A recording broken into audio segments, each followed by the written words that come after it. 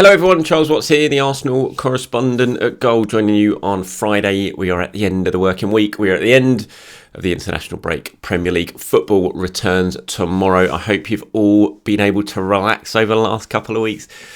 Been able to enjoy the, tension-free fortnight that we've had to just go through, because there's going to be none of that now between now and the end of the season. I'm afraid it is all going to be pretty nauseating, pretty nervous, pretty tense.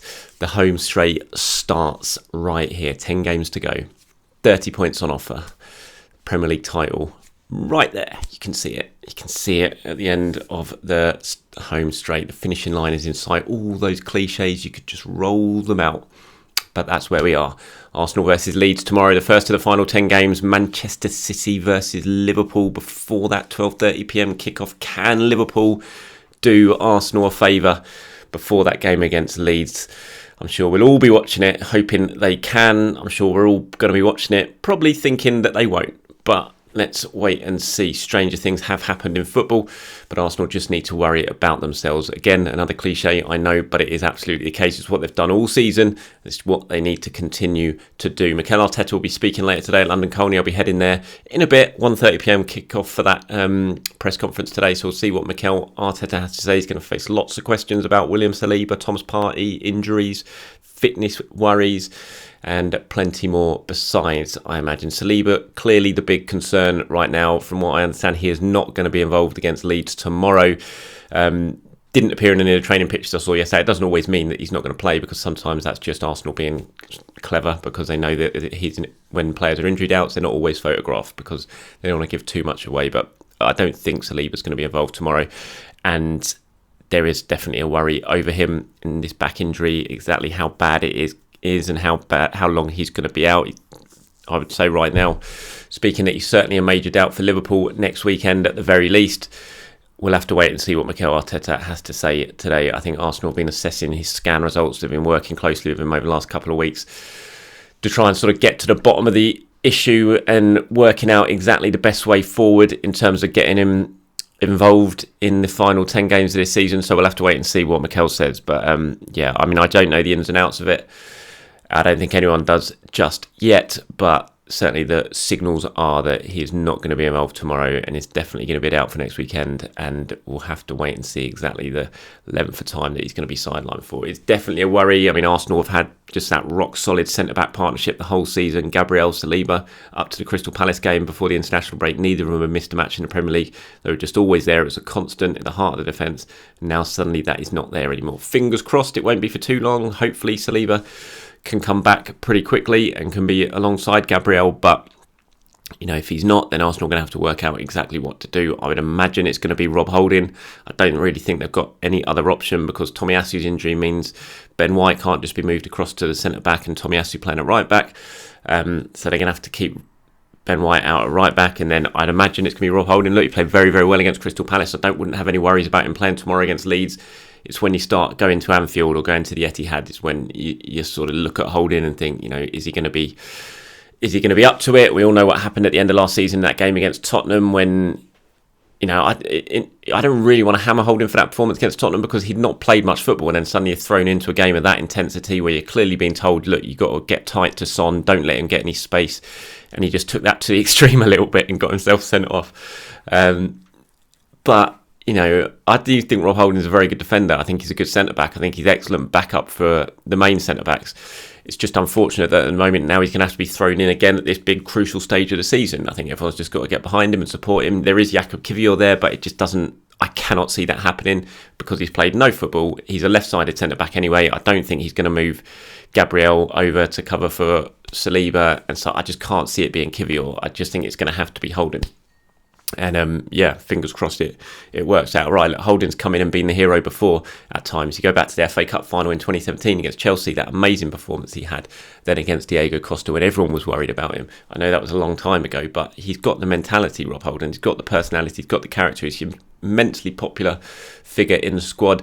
And if he is going to be called upon over the next few weeks, then, hopefully he can get the job done, because there'll be no one more popular to come in and perform well. If he can do that and make himself a hero, then the players would love it because they all love him, and Mikel Arteta loves him as well for what he brings to the squad. So, and he's a proper Arsenal guy as well. I know obviously he came in from Bolton, but he's been here for so long. He absolutely is an Arsenal man. So it'd be great to see him come in and be a success and help Arsenal get over the lines this season. So that's what's the latest on Saliba. Like I said, hopefully we'll find out a little bit more from Mikel Arteta. I doubt it because of the way Mikel Arteta operates, especially when it comes to injuries and how he doesn't really like to give anything away, but we'll wait and see what he has to say at his press conference later today. Okay, before I get into anything else, just want to say, obviously, today is 22 years since the passing of David Rocastle, and for any Arsenal fan who's not old enough to remember David or to have been lucky enough to see him play in an Arsenal shirt, he was just an absolute magician. He was a warrior.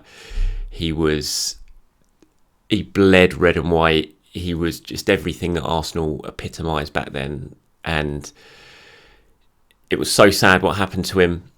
And yeah, I mean, I trying to make a comparison to those who've never seen him before. Think Bukayo Saka. He was that era's Bukayo Saka for Arsenal. Came through the academy, was just an absolute hero, worshipped by the fans. Had everything: pace, skill, trickery. Was just as hard as they come. He was just a fantastic footballer. One of my heroes when I first started supporting Arsenal. It was so sad when he left and George Graham sold him to Leeds, and it was, Rocky cried when that happened himself at the training ground when he was told he was leaving, which said a lot about what he thought about Arsenal. And then what happened to him after that obviously was just heartbreaking. So yeah, thoughts with David Rocastle and his family. Okay, getting back to tomorrow's game and the injury theme. Good news on Thomas Partey. Obviously, he was training yesterday. We saw him in the pictures, and as I reported earlier on the week, the expectation was always he was going to be all right for this one. A bit of a precaution what went on with Ghana in that game on Monday, and he's come back, he's been training and is fully expected to start, which is a big boost, especially without Saliba. You wouldn't want to have no Saliba and Thomas Partey, so having Thomas sort of sitting in front of the back four, whether it be Holding and Gabriel or whoever it's going to be, I imagine Holding and Gabriel. It's just a lot nicer having Thomas Partey there protecting those centre backs. So that's good news. Kieran Tierney was in training as well. So again, as expected, although he sort of limped off in that game against Spain for Scotland, it was always just a little bit of a knock. So squad's looking pretty good aside from Saliba, of course. Eddie Nketiah, he's not ready yet, but he's progressing pretty well from all accounts. So I don't think he's going to be out for too much longer, which is going to be a boost. Of course, no Mohamed El Neni, no Tomiyasu, but other than that, team news wise, it's all looking pretty good for Arsenal. Leeds are going to be without a few as well tomorrow. Tyler Adams, I think, is out, isn't it? The Italian, who I've totally forgotten his name now, the Italian they signed, the winger or the attacker, really good little player, Gnotto, I think it is. He's out, so they're missing a few players, so they're not going to be arriving at full strength either. I don't think Gratia's done his press conference yet, so we'll see what he has to say later on today. In terms of who's going to start for this one, you kind of think, I mean, the big one's Gabriel Jesus, isn't it? What do you do with Gabriel Jesus? Is this the game that Mikel Arteta brings him back and starts him in the Premier League? He did it in the Europa League, only played 45 minutes because of what happened with the injuries and things like that. He had to bring him off at half-time. But so far he's resisted the urge to start him in the Premier League. He came on against Fulham. He came on against Palace. He's had 2 weeks now of more intense training during the international break. So do you start him? I've got a feeling he will. I think Jesus might come back into this team. I'm going to be pretty harsh on Leandro Trossard if he does have to drop to the bench, given what Trossard's done since he's come in. I mean, 6 assists. He's got 3 more assists than anyone else in the Premier League since he joined Arsenal, which is fantastic. He scored a goal as well. Should have had 2, had that goal against Leicester not been very harshly ruled out, in my opinion. So it is going to be harsh on Trossard, but it's a good option. It's a very good sort of decision for Mikel Arteta to have, isn't it? Whether to go with Jesus or Trossard. I just feel like this is the time now. You've had 2 weeks with Jesus. You gave him those little bits of game time before the international break. Then you had 2 weeks of him really getting him up to speed, and now you've sort of unleashed him for the final 10 games of this season, get him back in from the start, and have that front three of Martinelli, Jesus and Saka that caused teams so many problems during the first half of the season. And then you have Trossard on the bench if needs be. And look, if Jesus comes in and doesn't immediately do it, then you've got the option of dropping him to the bench for the next couple of games and bringing Trossard back in. And it's just what you need at this stage of the season. You need strength and depth, certainly in the attacking areas. You need players who are on the bench who can come on and change the game. It's something Arsenal haven't always had this season, but now they've got it, because they'll either have Trossard or Jesus on the bench, they'll have Fabio Vieira, they'll have Emil Smith-Rowe, players who can come on and make a difference when needed, and that's exactly what you want when you're going for the title, when you've got 10 games to go. Man City, Liverpool tomorrow. Still no firm news on what's going on with Erling Haaland. He wasn't in training yesterday. Again, is that a bit of a ploy from Manchester City? Did they wheel him out after the Sky cameras had disappeared? Do you suddenly bring Haaland out then and sort of leave Jurgen Klopp wondering if he's going to start or not? So we'll wait and see on Saturday. But if Haaland is out, then that's going to be, obviously for Arsenal, that's a big boost, because the guy's just an absolute freak when it comes to scoring goals, and has been all season. And you'd think Manchester City, although they've got so many goals, they've got goals from all over the pitch, that anyone can score in that squad the way they play. You certainly think without Haaland, it's a blow. There's no other way of describing it. So it'll be interesting to see the Manchester City team sheet when it comes out tomorrow.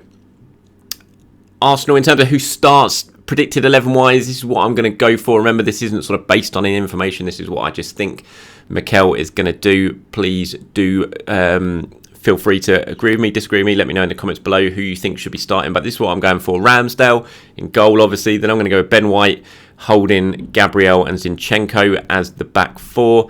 Going to have Thomas Partey as a holding midfielder with Granit Xhaka, Martin Odegaard. And then that front three of Saka, Jesus and Martinelli. It might be wrong. I just feel, like I said, that Jesus, this is the time. If you're going to bring him back, this is the time to do it, because it's just going to... It's in that home straight territory, isn't it? You've had the 2 weeks, and now you just unleash him and hope you can get him back to his best. It'd be so much of a boost if he could score as well, because it's been so long since he scored. Obviously, he was on that long run, even before the injury, without scoring. He was still playing well. He was still contributing massively to every single game, but he wasn't scoring, and you can see that was bothering him. And it would be massive if he could get himself a goal tomorrow, and then the confidence boost that will give him over the final 10 games, especially going into the difficult, tricky matches against that, Liverpool, Newcastle, Man City away, when you've got to take your chances, when you need your forwards to be full of confidence to take an opportunity if it arises. So I think it'd be massive for Arsenal if Jesus could get himself on the score sheet tomorrow.